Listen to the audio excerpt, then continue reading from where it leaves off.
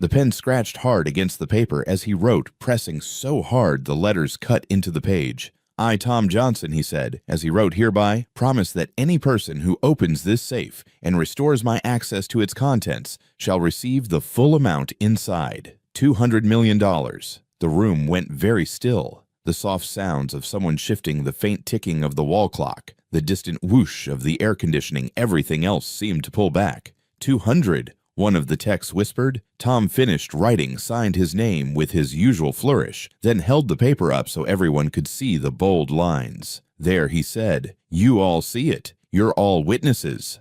Sasha's eyes narrowed slightly. She pulled out her phone and, without making a show of it, snapped a quick photo of the paper. "Mr. Johnson," she said, "are you sure you want to put that in writing?" "I am," he said. $200 million to whoever opens it. I don't care if it's one of you or a janitor or a kid off the damn street. Open the safe, and it's yours." He tossed the pen down. It bounced once and rolled toward the edge of the desk. Rose felt Peter go very still beside her. The numbers in his mind flared bright again. 4723, 9115, 200 million. He looked up at his mother. Her face had drained of color. Her fingers gripped the handle of the cleaning cart so tightly her knuckles were white. His stomach fluttered. His chest felt tight. 200 million. That was more money than he could really picture, but he could picture what it could do.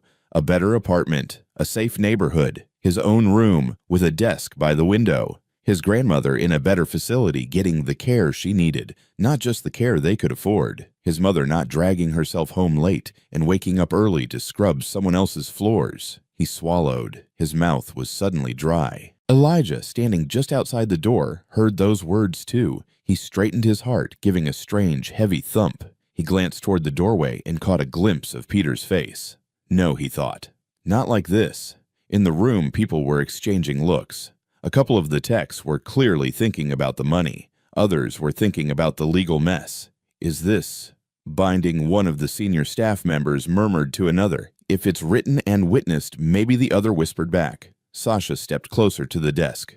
"We've recorded this," she said calmly, "just so there's no confusion about what you've promised." "Good," Tom snapped. "Now maybe somebody will stop wasting my time and actually solve my problem." He turned back to the safe, as if willing it to open through force of will. It did nothing. In the back of the room, Peter's heart pounded. His hand tightened on the cloth he held, crushing it into a small ball. Elijah's voice echoed in his memory. "That's a gift. Don't let anybody tell you different. To help people, to help yourself and the people you care about." He thought of his father, or rather of the few memories he had, soft ones, of a deeper voice telling him bedtime stories, of a warm hand ruffling his hair, of simple phrases that had stuck like pictures on his mental pages. "Use what you've got for something good, little man," that remembered voice said, "even when it scares you." His mother's hand moved slightly toward him like she could feel the shift in him. She did not quite touch him, but the message was clear. Stay.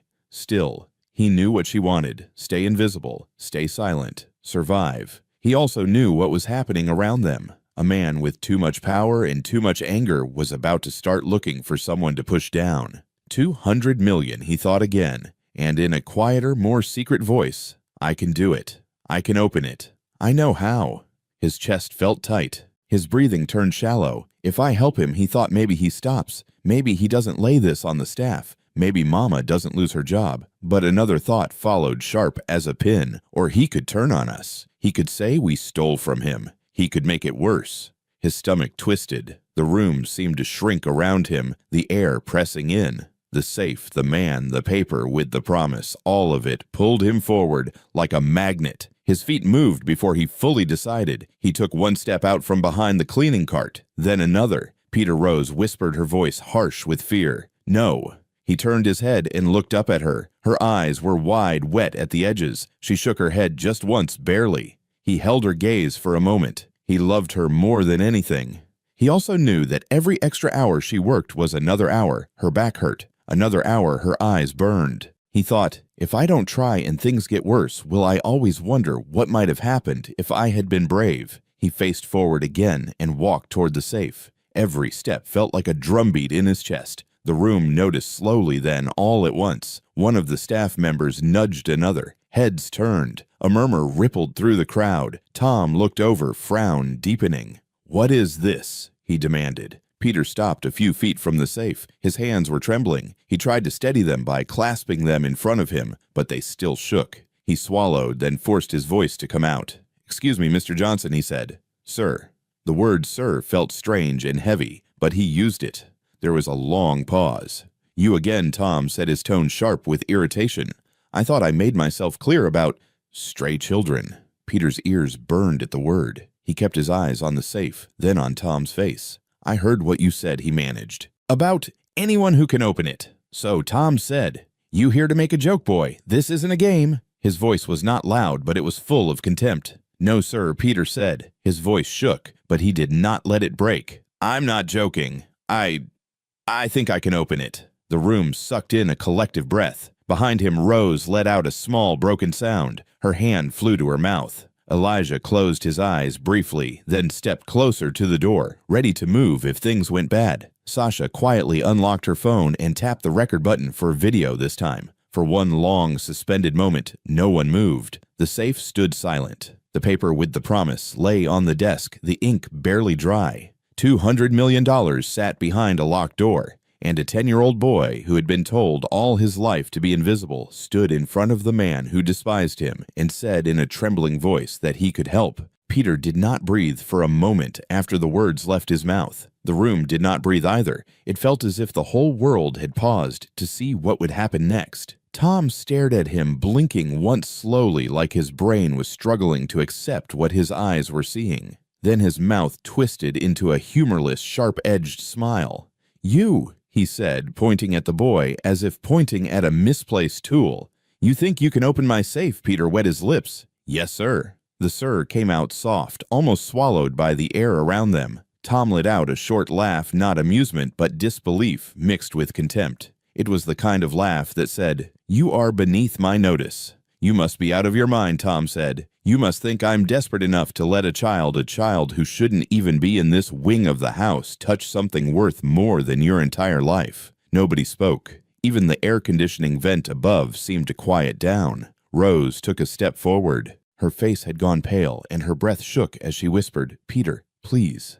But Peter didn't look back. His gaze stayed fixed on the safe. His heart hammered so loudly he could hear it in his ears, but it was not fear alone. Something else had taken root inside him. Something steady. Sasha watched him closely, her eyes narrowing ever so slightly in concentration. She had seen many things in her career, panicked clients, arrogant executives, brilliant technicians, but she had never seen a child step forward like this in front of so much anger. She said nothing, but her thumb pressed the record button on her phone. Tom paced one step toward Peter, and his shadow fell over the boy. "Tell me, kid," he said, voice quieter now. Dangerously so. "How would you know the code? Did you break into my office? Did you spy on me?" The accusation struck like a slap. "No," Peter said, shaking his head hard. I saw you open it. That night you came home. After the gala. I wasn't trying to watch. You were talking out loud. You said the numbers.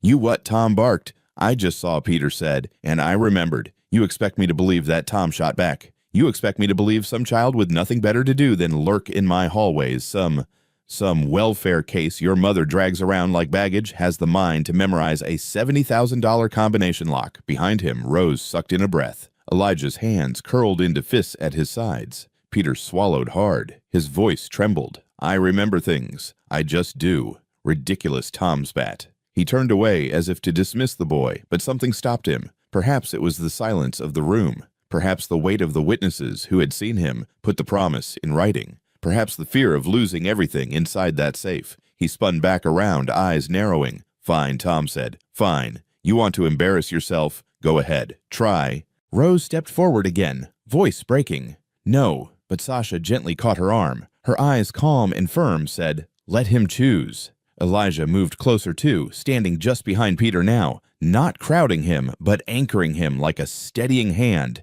even though he didn't touch him. Tom gestured sharply toward the safe. "Well, go on," he said. "Open it. Let's see your little magic trick."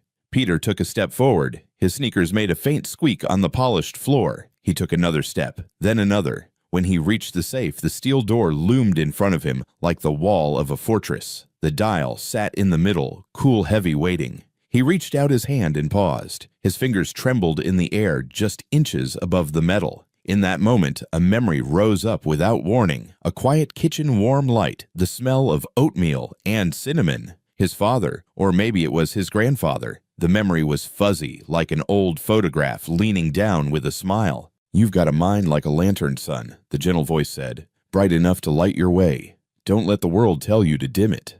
The memory settled over him like a warm blanket. Peter exhaled, and then slowly he placed his fingers on the dial. The coldness of the metal jolted through his skin. He lifted his chin slightly. Everybody in the room leaned in. Left 3 times to 47. He turned it slowly. The dial clicked faintly under his fingertips. His thumb brushed across each number as it passed. His breathing leveled. 1 circle, 2, 3, click, 47. Right 2 times to 23. He reversed direction. The world around him faded. There was no Tom, no fear, no witnessing crowd, only numbers. Click, 23. Left to 91.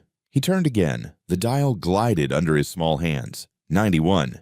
And finally, right to 15. His heart thudded once hard. 15. He stopped. He put his hand on the safe handle. Time seemed to stretch like a thin thread. Then he pulled. The door opened with a deep, heavy ka-thunk, a sound like the earth itself exhaling. People gasped. A few even stepped back in shock. Rose let out a soft, choked cry and covered her mouth with her hands. Elijah closed his eyes briefly, a quick, wordless prayer of thanks or awe or both. Sasha let out a quiet breath she didn't realize she'd been holding and kept the camera steady. Peter stared at the open safe frozen in place. He had done it. He had actually done it. And then the fear came. He turned his head just enough to see Tom. The man's face had gone blank. Not calm, not angry, just wiped clean of emotion like someone had erased him. But it didn't last. Slowly, like the heat rising from asphalt, fury crept up Tom's neck. His jaw clenched, his eyes hardened. Then it happened. He snapped. Tom lunged. His hand shot out, grabbing Peter by the front of his shirt and yanking him backward so violently the boy's feet slipped on the polished floor. "What did you do?" Tom roared, shaking him. "How did you cheat me? How did you break into my system, you little thief? You think you can trick me?" The room erupted. "Let him go," Rose screamed, trying to rush forward, but one of the stunned staff members blocked her path involuntarily. Elijah dropped the bucket he was holding, water splashed across the floor, and sprinted forward. Sasha stepped between Toman the boy, one hand raised like she could push back a tidal wave. "Mr. Johnson," she shouted. "Stop," but Tom didn't hear anything. He shoved Peter again, his face twisted with rage and panic, and something ugly that had lived in him for years. "You people are all the same," he shouted. "Liars, parasites. You think you can take from me. You think you deserve anything. Tom, stop." Sasha's voice cracked across the room as she reached for Peter's arm. The technician scrambled forward. Rose fought against the hands holding her back. Elijah grabbed Tom's wrist, strong and sure. "Enough," Elijah bellowed. For a moment, everything froze again. Tom, Elijah, Sasha, the crowd, all locked in a perfect, still moment of shock. Tom stared at Elijah, stunned that someone had dared to grab him. "You put your hands on me," Tom hissed. "You put your hands on a child," Elijah said, voice steady. "I'm stopping you." Sasha lifted her phone higher, capturing every second. Other phones appeared too, trembling hands holding cameras, recording, documenting, witnessing. Tom looked around and realized too late what he had done, that he was being filmed, that every racist word, every violent movement, every second of this was no longer secret. But instead of stepping back, instead of calming down, he pushed forward, shoving the boy and knocking Rose to the floor as she finally got close enough to reach for her son. Peter hit the ground hard. Rose hit harder. The sound of her body striking the floor echoed. Mama Peter cried as he crawled toward her, but Sasha and Elijah were already between them, now holding Tom back as he thrashed. "Get off me. You don't know who you're dealing with," Tom howled. Sasha's voice sliced through the chaos. "Everyone here is witnessing who you are, Mr. Johnson." It took 3 technicians to finally pull Tom toward the far wall. He fought them red-faced, panting, shaking with rage. Sasha knelt beside Rose, helping her sit up. Rose's hands shook as she held Peter against her chest. She ran her palm over his hair again and again, whispering, "You're okay. You're okay, baby. You're okay." Her voice cracked on the last word. Elijah stood nearby, chest-heaving fists still clenched tight. The safe door swung open behind them, its contents glinting in the overhead lights. Stacks of cash documents, bond certificates, account files.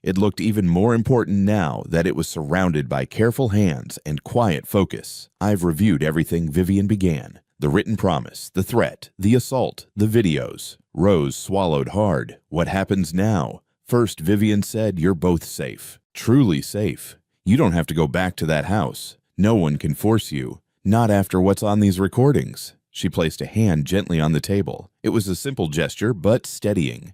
"Second, you need to understand something very important. Your son helped expose major financial crimes yesterday." Sasha nodded. "And the authorities already have what they need." Rose's brows drew together. "Already?"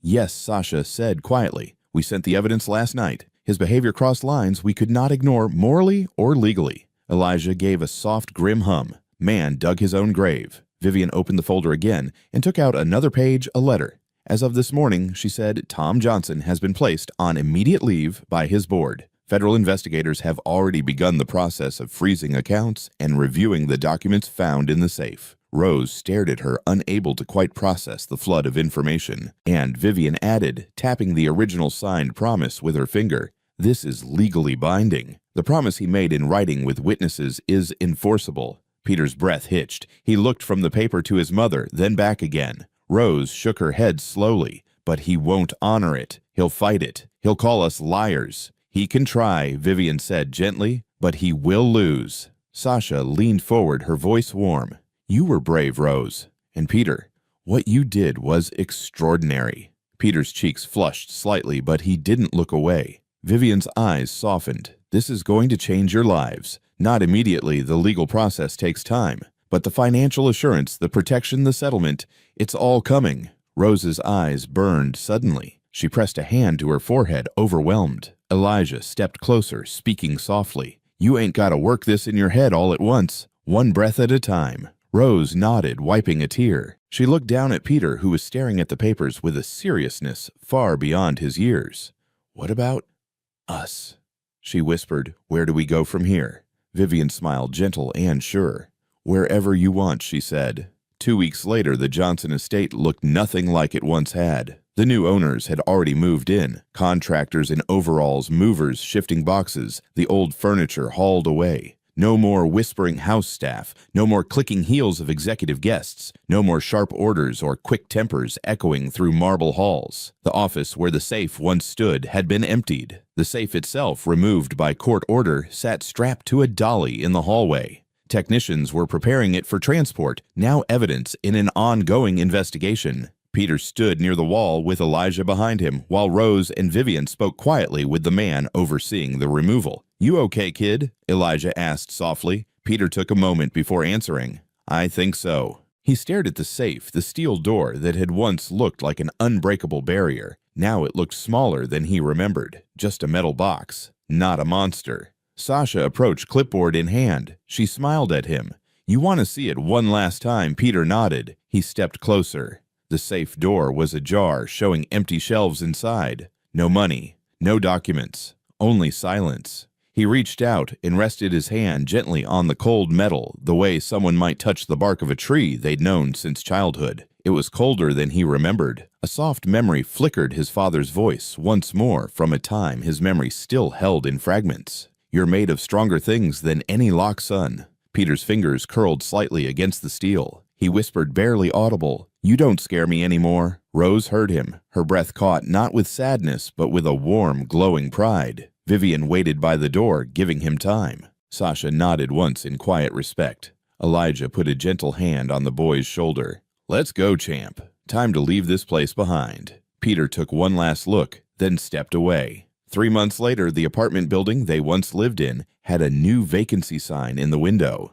Rose and Peter didn't live there anymore. They lived in a modest but bright 2-bedroom apartment on a quiet street near a park. It wasn't fancy, no marble floors, no tall gates, just clean walls, big windows, and sunlight that warmed the living room each morning. A small desk sat in Peter's new bedroom now. He had placed a notebook on it, along with 2 pencils sharpened neatly. On the bulletin board above the desk hung a drawing. He'd made himself a simple picture of a door, opening light shining through. Rose was in the kitchen unpacking groceries when a knock at the door came. Elijah entered with an armful of canned chili and a loaf of bread, grinning like someone arriving for a holiday. Told you I'd bring something, he joked. You always do, Rose said, smiling warmly. Come on in. A moment later, Vivian arrived, still in her red suit, carrying a stack of documents neatly tied with a ribbon, the finalized settlement. Behind her came Sasha, dressed in casual clothes, for once, hair down, a small bag of cookies in hand. Peter lit up. You all came at the same time. Well, Vivian said with a shrug, we thought we'd check on you. Make sure you're settling in. Elijah placed the food on the counter, and to bring chili. That's important business. Sasha laughed softly, shaking her head. Rose looked around the room at the people who had stepped into their lives when everything fell apart. Her eyes grew warm. You're all family now, she said. The room went quiet, a warm, content quiet, the kind that fills a home, not just a house. Later that week, Peter stood in the neighborhood community center, surrounded by younger children. Their chairs were pulled up to folding tables, pencils rolled back and forth, homework sheets fanned out like little paper wings. He taught a girl how to do long division. He showed a boy how to remember a list using pictures in the mind. He laughed when someone asked if he was a math wizard. I just practice a lot, he said. Anyone can learn this stuff. Elijah was in the back, sweeping the floor, humming softly to himself. Vivian arrived with a box of after-school snacks. Rose came in with a warm smile, placing water cups on the table. Sasha stopped in, leaning in the doorway with her arms crossed, watching with quiet pride. And Peter, who once tiptoed through silent halls, told to make himself invisible, stood under the bright community center lights, tall for his age, confident in a gentle way, showing kindness as naturally as breathing. He wasn't hiding anymore. He wasn't afraid to be seen. One evening, months after everything had changed, Peter sat on the small balcony outside their new apartment. The sky was painted with the soft colors of sunset, pale orange, gentle purple, fading blue. He had a blank sheet of paper and a pencil. Slowly, neatly, he wrote 47, 23, 91, 15. He looked at the numbers for a long time. They no longer sparked fear, no longer felt heavy. They were just numbers now. He folded the sheet, tore it once, then again, then let the small pieces fall into the trash bag beside him. Rose came to stand in the doorway, arms crossed gently over her chest. What were those numbers for again, she asked softly. Peter looked up at her and smiled, a quiet, mature smile that didn't belong to the scared boy who once whispered in the hallways of a mansion. Just an old lock, Mama, he said. I don't need it anymore. She walked over, rested her hand on his shoulder, and kissed the top of his head. The sun dipped lower. A breeze passed. The world settled in soft around them. And the boy who never asked to be seen, who had carried a mind too sharp for a world too harsh, finally felt something he hadn't felt before: peace. Join us to share meaningful stories by hitting the like and subscribe buttons. Don't forget to turn on the notification bell to start your day with profound lessons and heartfelt empathy.